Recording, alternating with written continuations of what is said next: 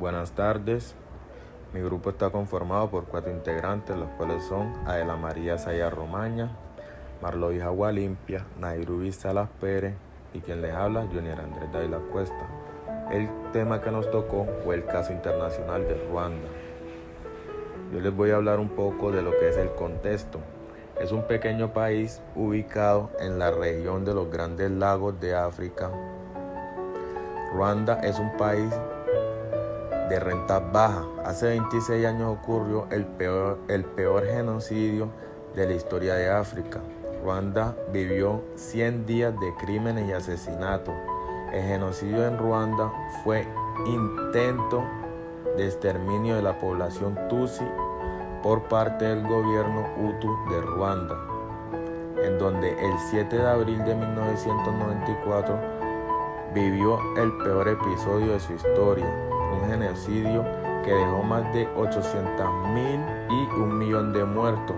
Fue una limpieza étnica que ocurrió ante la mirada indiferente de la comunidad internacional. Además, la violencia sexual fue generalizada. Se cree que fueron violadas entre 250,000 y 500,000 mujeres durante el genocidio. El atentado del 6 de abril de 1994 contra el presidente ruandés Juvenal Habyarimana y el presidente burundés Cyprien, ambos hutus que murieron tras ser derribados en el avión bajo misiles de tierra entre el 7 de abril y el 15 de julio de 1994, que fue lo que duró la guerra entre los Hutus y los Tutsi, en el que se asesinaron aproximadamente el 70% de los Tutsi,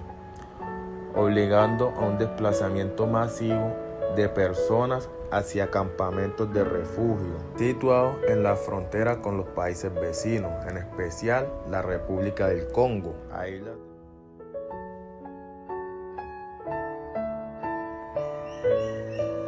Ahora bien, es importante identificar cuáles fueron los actores principales del genocidio de Ruanda.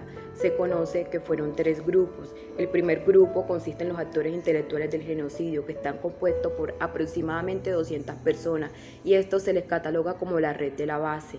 Esta red asocia a Juvenal Habyarimana, que son los miembros de la élite política, militar y económica, además de estar incluidos los funcionarios regionales y locales, alcaldes, cabezas políticas del partido y líderes de la milicia, que son los encargados de la radio Miller Collins, líderes que apoyaron la masacre a través de difusiones, incluso individuos que supuestamente actuaron solamente por los intereses de Francia.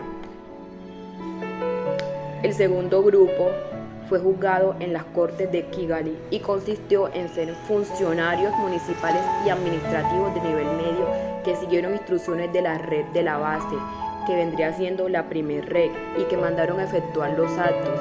Este grupo está compuesto por 20,000 personas aproximadamente, las cuales el ministerio Nakuito se refería cuando hizo sus fuertes declaraciones. Y la tercera categoría es la población Hutu, que muy probablemente no será juzgada, ya que no tienen una responsabilidad directa, pues se presumía que simplemente estaban cumpliendo órdenes y que fueron forzados a efectuar la masacre. A estos se les cataloga como víctimas, ya que los incluyeron indebidamente simplemente para cumplir con los beneficios que requería Francia en ese momento.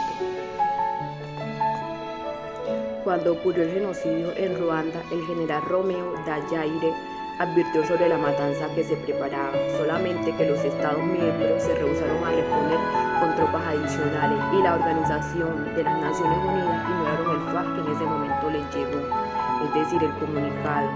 Pero el 22 de junio, el Consejo de Seguridad autorizó a las fuerzas francesas a enviar una misión humanitaria, la cual llamaron la Operación Turquesa. Esta operación busca garantizar la protección de las personas desplazadas, las víctimas del conflicto, los refugiados y los civiles que estaban en peligro en ese momento. Esa se limitó a un periodo de 2 meses para poder ser realizada como debía ser. 600 soldados de la Legión y la Infantería de la Marina ingresaron a Ruanda sin importar las adversidades que se estaban presentando, para ayudar con la misión humanitaria. Y los Tutsi sostienen que el principal objetivo de dicha intervención es salvar al gobierno dominado por los Hutus, y para ilustrarlo de este modo recordaron que Francia había respaldado en el pasado con armas y fondos al gobierno de Ruanda. Es por ello que quisieron ayudar en esta operación.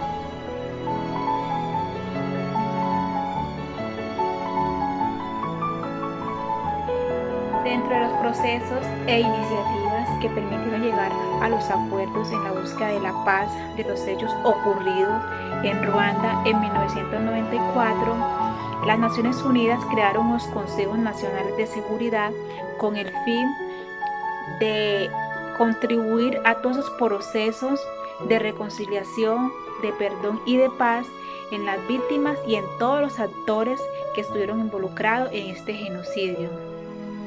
Es muy importante resaltar que este genocidio ha sido considerado como uno de los peores crímenes perpetuados en contra de la humanidad en todo el mundo.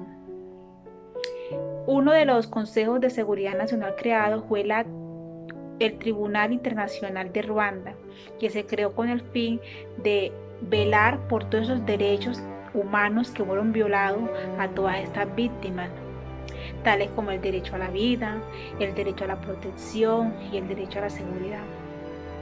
En todos los documentos investigados para realizar nuestro trabajo, se pudo evidenciar que todos estos procesos fueron muy tediosos, fueron muy lentos y algunos no se alcanzaron a ejecutar de la mejor manera, ya que por procesos políticos o por rivalidad entre el poder de las dos naciones que perpetuaron este crimen, los Tutsis y los Tutsus, no se llegó a un acuerdo en ese entonces que pudiera ayudar a estas personas a sobrellevar todo este proceso emocional y todo este proceso que fue de gran afectaciones en su vida.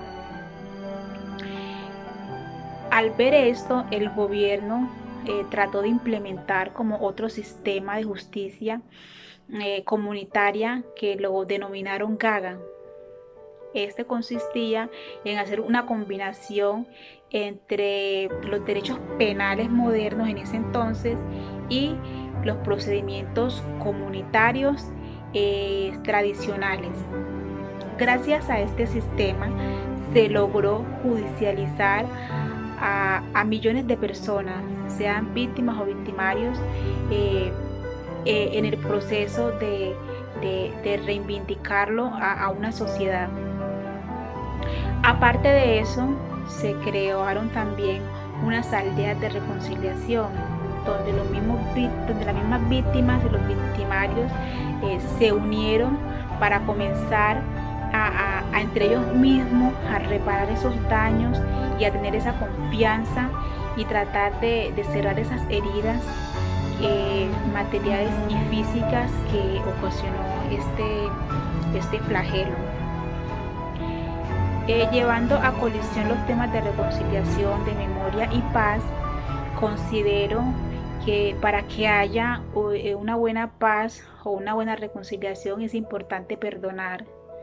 De pronto es fácil decir perdonar para uno que no estuvo en esto o que no ha enfrentado una situación como esta, pero si queremos una paz verdadera, lo importante es perdonarlo y hacerlo de reconciliación, para así poder no olvidar, pero sí sanar heridas y poder aprender de ese pasado para tener un mejor futuro y brindarle una seguridad y una protección a nuestra familia y poder llevar una vida en paz y tranquila.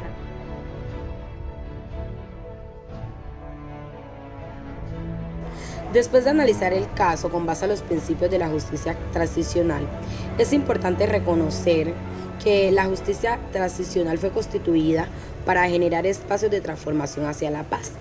En el caso de Ruanda, quien fue una población que vivió uno de los mayores genocidios de la historia, se busca que esta comunidad pueda tener una paz estable, que exista una reconciliación, pero además que haya unas garantías de no repetición.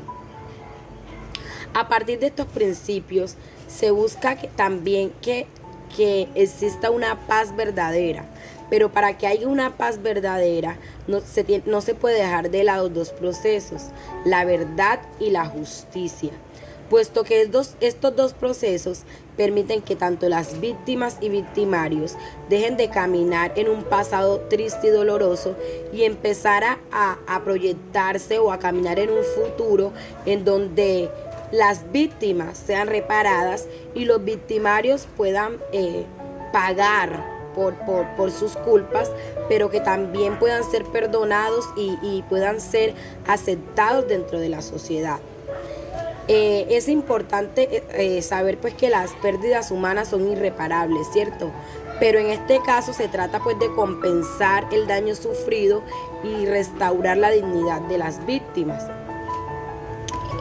Para identificar las expresiones que de una u otra manera han constituido la memoria histórica, es importante mirar que todas estas expresiones han surgido a partir de la violencia, ¿cierto? Y de los hechos traumáticos que han sufrido y padecido estas poblaciones. Por ejemplo, el que no conoce su pasado está condenado a repetirlo. Para algunas personas la memoria es un archivo donde se van archivando las cosas.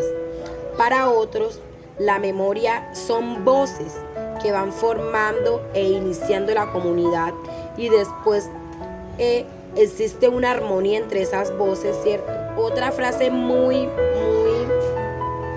significativa dentro de esta memoria también se dice que el deseo de recordación de los hechos rememorables de un pasado histórico está ligado siempre a la confrontación colectiva, a la autorrealización y autoafirmación de una historia común y celebrada.